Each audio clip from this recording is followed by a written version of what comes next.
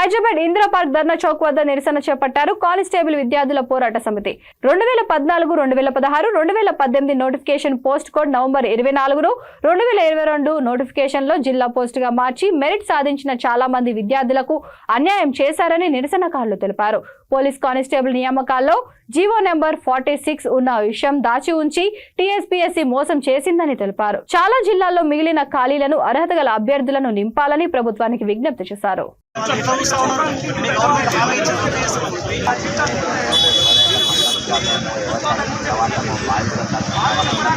అందులో 46 పైన ఆనాడు గవర్నర్ గారి రద్దు చేయాల్సిన అవసరం ఉన్నది. ప్రభుత్వం ముందు వైఖరితో దొంగతనంగా జీవో తీసుకొచ్చి విద్యార్థులకి పరీక్షలు రాసేటువంటి అభ్యర్థులకు ఎవరు కూడా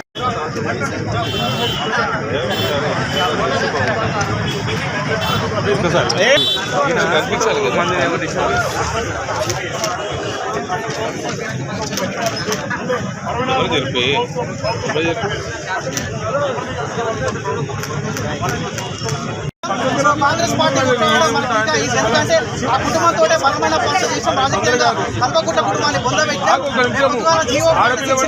రాష్ట్ర ముఖ్యమంత్రి రేవంత్ రెడ్డి కాంగ్రెస్ ప్రభుత్వం రద్దు చేయకపోతే బలమైన పోరాటం చేస్తామన్నా ఏ గొంతుకలైతే ఉద్యమాల ద్వారానే. నా పేరు ఆకాష్. జియో నెంబర్ 46 గురించి 6 నెలల నుంచి పోరాడుతున్నాం. 42 రోజులు సకల జనుల సమ చేసిన తెలంగాణ వచ్చిందేమో కానీ మాది 6 నెలల నుంచి పోరాటం చేస్తున్నా కానీ మాకు న్యాయం జరగట్లేదు. ఎవరిని వేడుకోవాలో ఎవరిని చేయాలో కూడా అర్థం కావట్లేదు. బీఆర్ఎస్ ప్రభుత్వంలో మేము చెయ్యని దీక్ష లేదు, చెయ్యని పోరాటం లేదు. కాంగ్రెస్ ప్రభుత్వమే ఇదే ప్లేస్లో గత జూలై 19వ తారీఖు మాకు ఇక్కడ దీక్ష చేపెట్టారు.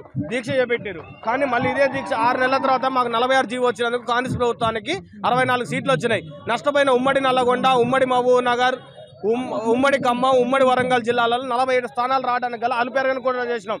తెలంగాణ నిరుద్యోగ బస్ చైతన్య యాత్రలో ఉమ్మడి నల్లగొండ జిల్లాకి నేను ప్రాతినిధ్యం వహించి జిల్లాలో అన్ని స్థానాలు గెలిచే విధంగా మొబిలైజ్ చేసి ఏర్పాటు చేసినాం. కానీ మా సమస్య మాత్రం పరిష్కారం కోరటం లేదు. ఎవరిని మరి ఇక్కడ పోలీస్ కానిస్టేబుల్ అభ్యర్థులు, టీఎస్ఎస్పీ అభ్యర్థులు మరి 46వ జీవో రద్దు చేయాలని పోరాటం చేస్తూ ఉన్నారు.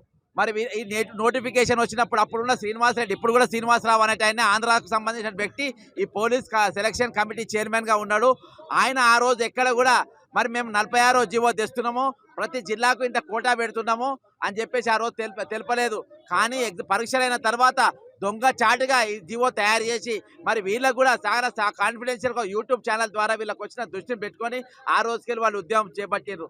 మరి ఈరోజు మరి ఏదైతే మేము ఆ రోజు వీళ్ళకి బాసటగా నిలబడి ఆనాడు గవర్నర్ గారిని, తమిళసాయి గారిని పర్సనల్గా కలిసిన ఈ జీవో వెంటనే రద్దు చేయాలమ్మా, దీనివల్ల నష్టపోతా ఉంది. మరి మొన్న ఎన్నికలకు ముందుగా ఇదే అశోక్ నగర్ చౌరస్తాలో ప్రవళికలు వచ్చినాయి. 128 మార్కులు వచ్చి కూడా అబ్బాయికి ఉద్యోగం రాకపోవడం అనేది చాలా బాధాకరమైన విషయం. కాబట్టి గవర్నమెంట్కి మేము ఒక విషయం చెప్తున్నాం. రేవంత్ రెడ్డి గారి మీద మాకు నమ్మకం ఉంది. ఇవాళ ఇక్కడ మేము నిలబడి మాట్లాడే అవకాశం ఇచ్చిరంటేనే మా బాధ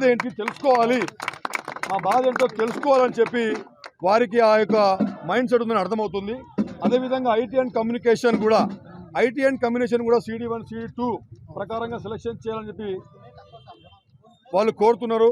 కాబట్టి దానికి సంబంధించి కూడా దయచేసి ఈ యొక్క ఐటీ కమ్యూనికేషన్ మరియు GO 46 ఈ 2 చిన్న అంశం కాదు. ఇది